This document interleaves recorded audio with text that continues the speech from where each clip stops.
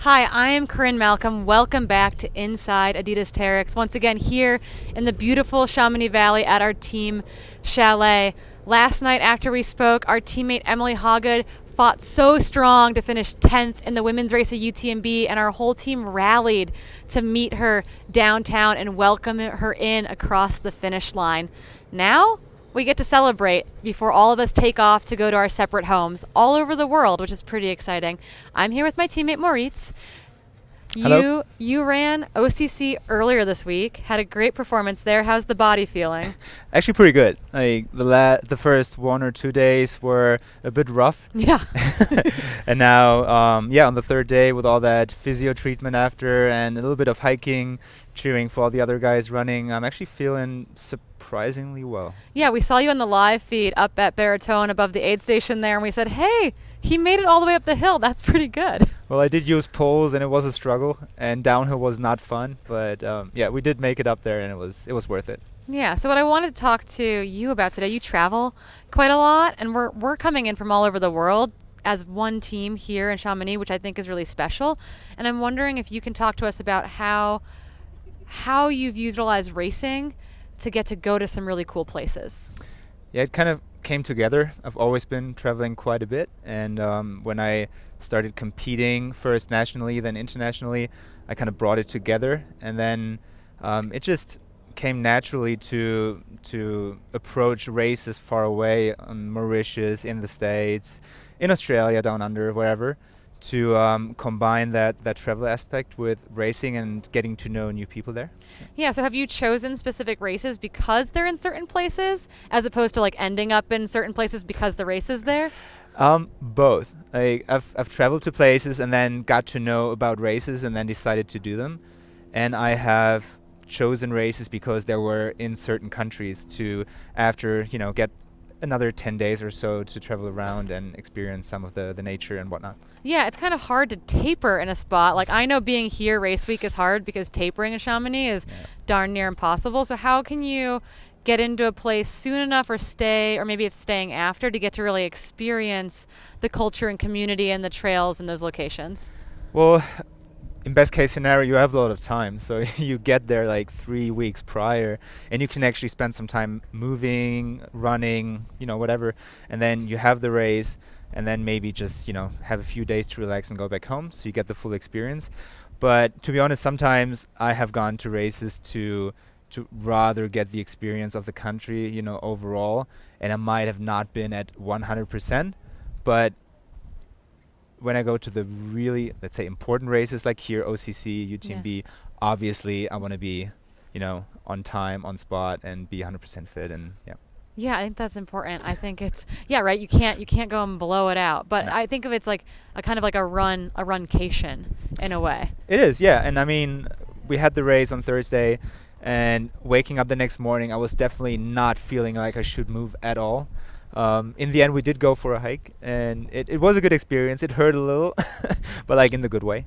So yeah, when I get to go to places like this with Mont Blanc in the background, you can't really sit still the day after. Yeah, it's too pretty. You have to get out and explore it, and maybe that helps with the recovery a little bit. But another question I have is, I've always found for traveling and getting to explore a new culture or a new community, I can reflect on what I like about my own culture and community and reflect on what I like in these new cultures and communities and kind of try to bring that home with me. Yeah. What have you learned through traveling that you try to bring into your training, into your day-to-day life, that kind of thing? Hospitality. Yeah. So much. I mean, the biggest experience in that regard that I had was in Iran.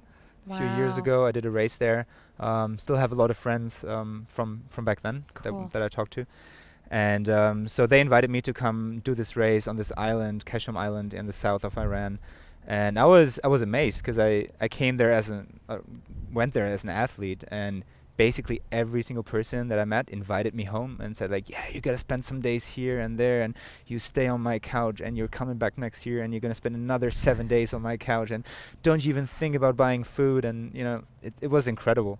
Yeah. So I definitely took that back home with me. When friends are coming over, you just give it everything. You invite them and you make sure they're having a good time. Yeah, you welcome them into your family. Absolutely. In a lot of ways. I find that one of the things about racing internationally that can be tricky is that the aid stations are so different, right? You show up at a place and you're like, wow, we don't have that at an American race or at a European race. What has been the most shocking thing that you've seen at an aid station racing?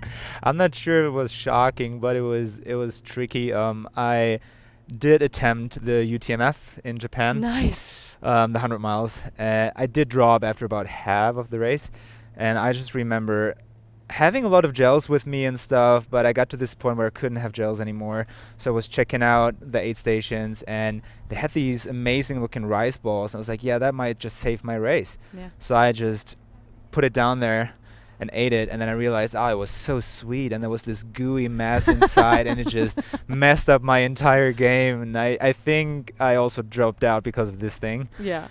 It wasn't disgusting, but I was just not used to it. Yeah, your stomach can't handle it. I think there Couldn't. can be good surprises though too, right? Where you're like, oh, maybe I do want to take this strategy home with me. Have you experienced that in those races? Absolutely. I did some races in France when I lived there a few years back, and I remember this one race which I did not take too seriously, which was good at that point because we came to this aid station like up high, and they had the best cheese and the best sausage ever, and I probably finished that race way heavier than I started. You're like, it's a picnic. I'm sort of racing, but it's catered. It was so good. Nice. It was like fantastic food. So we've all been locked down over the past year, right? We've been stuck at home. We've been stuck maybe very physically in our homes, or we've gotten to explore just around us a little bit. As you look towards the future, as travel opens back up, where are you going to go? Well, Where do you want to go? I want to be mindful.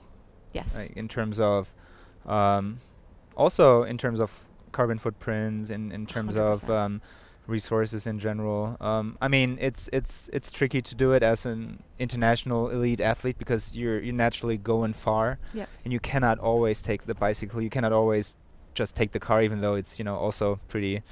It's having a footprint as well.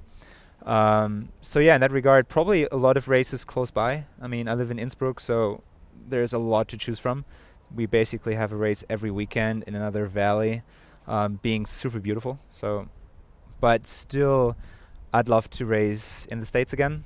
I've done that once, so that would be a little dream. And maybe race again in Australia at some point. I lived there for a while. I have a lot of friends there. Nice. And that would be beautiful. Yeah, I think we have to be thoughtful. We talked to Macy obviously this week as well, and about that. And I think it's our responsibility as athletes to be cognizant and conscious of how we're impacting that, while still trying to explore the world around us. If you had any advice for those at home watching about, maybe leaving their little bubble in the future to find a race elsewhere, is there anything that they should be thinking about when it comes to choosing that place or that race? Yeah.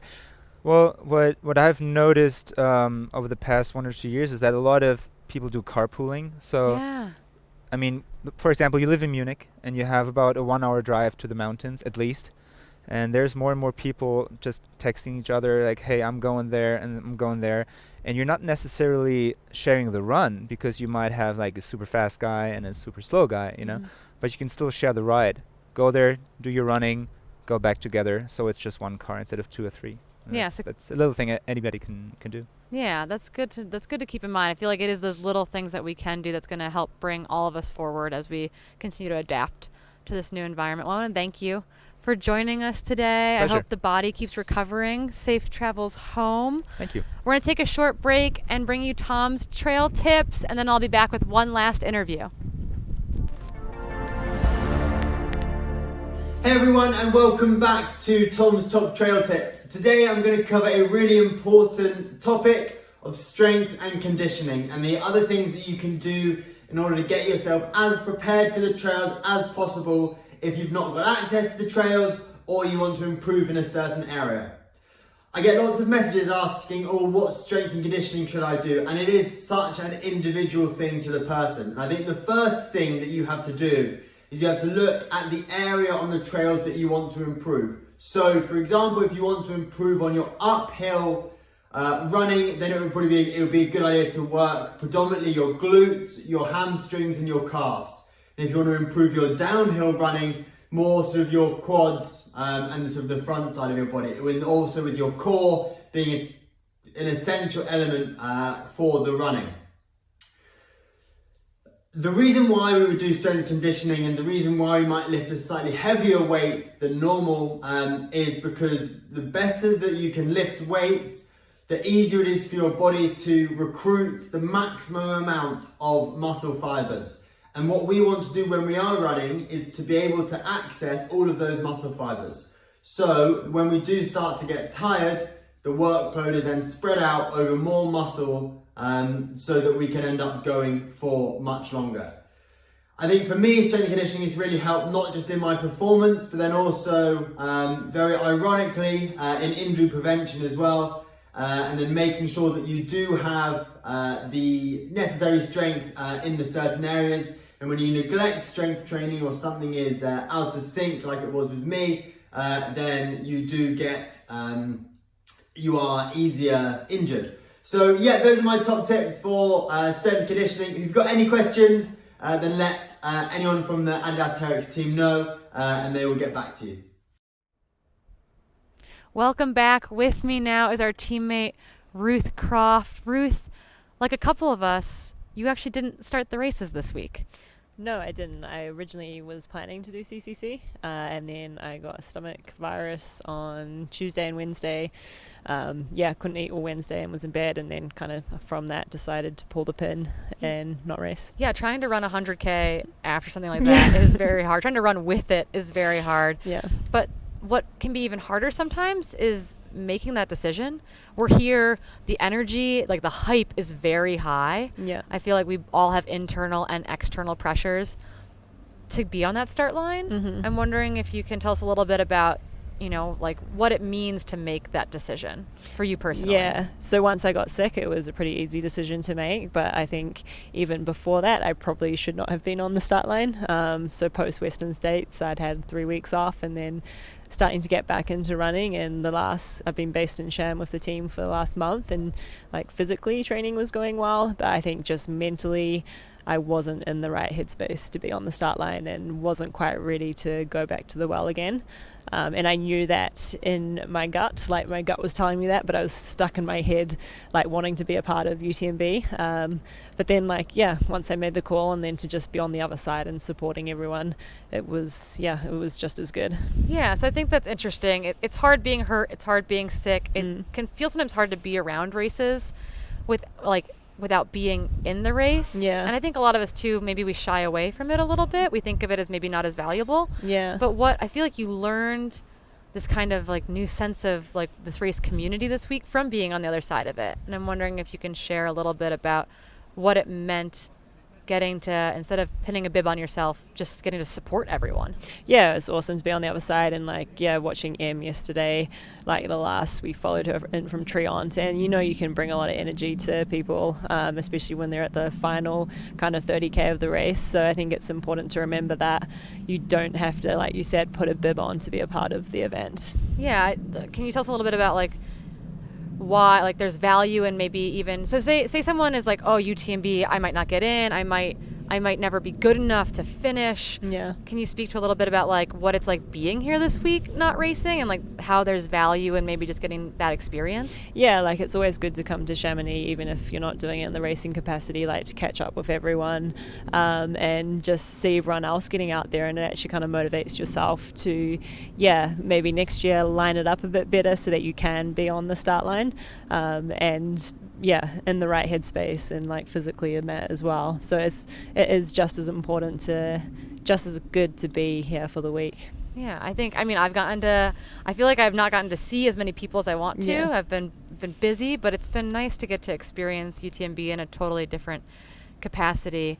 One thing I really respect and admire about you as an athlete is that I feel like you have this great holistic sense of your body. Yeah. That you can really check in with yourself so that you can put yourself in the right spot to train and race. And it sounds like physically, things were going okay, but there's this mental capacity that is necessary, I feel like, to dig in these races. Can you speak about that balance between the physicality of the races and the mental strength needed to fight for those positions? Yeah, I think for me it's think I realized the toll that these long races take on your body, and so I think it's really important that when you are on the start line that you're ready to kind of go to the well, and that you don't take that for granted. So for me, it's kind of been stepping back and making sure that when I am on the start line, I'm ready to race more so. Yeah, why do you think it's so hard for athletes? Obviously, you made this decision. Being sick, I think, was like, you're like, my body is saying no, I'm listening to it. Yeah. Why do you think it's so hard for many of us, I think we've all been in this position, to have the strength to say no when it comes to a race like UTMB? I think we all want to think that we're different. Yeah. That we can do Western States 8 weeks ago in a completely different course profile, and then be on the start line of a race like UTMB. I think we think that we know it's been proven years and years, every year it gets proven that you can't do Western States in UTMB, but we like to think, no, I'm different, I can do it. So I think special. So I think there's that. And maybe there's a lot of external pressure from brands and that as well. So, and then that's all this external pressure coming in, and sometimes that clouds our judgment of what's really the best decision for us as athletes. Yeah, and there's that internal pressure too. We're all driven, we want to compete. It's a hard dichotomy, but I think these decisions are important from a longevity standpoint. Totally. You're more than one race. So how do you look at this decision for, let's say, short term? There's still a race season to be had if we want it, but also long term, making this decision for your future. I think what I remember from Western States was Paul Lynn was telling me at the end of the race, I was destroyed. He's like, there's only so many times you can go to the well like this. And so I think it's just being very selective about when you decide to race and making sure you've done the proper build up. You're not going into it injured, you're in the right headspace, you've got all those things lined up. So what about for those of us who aren't maybe, I think it's hard. There are a lot of people here who they've been in the lottery. They've been in, it's taken them years to accrue the points to be here. What can we help those athletes do to make sure they get to the start line with the reserve necessary to make it through?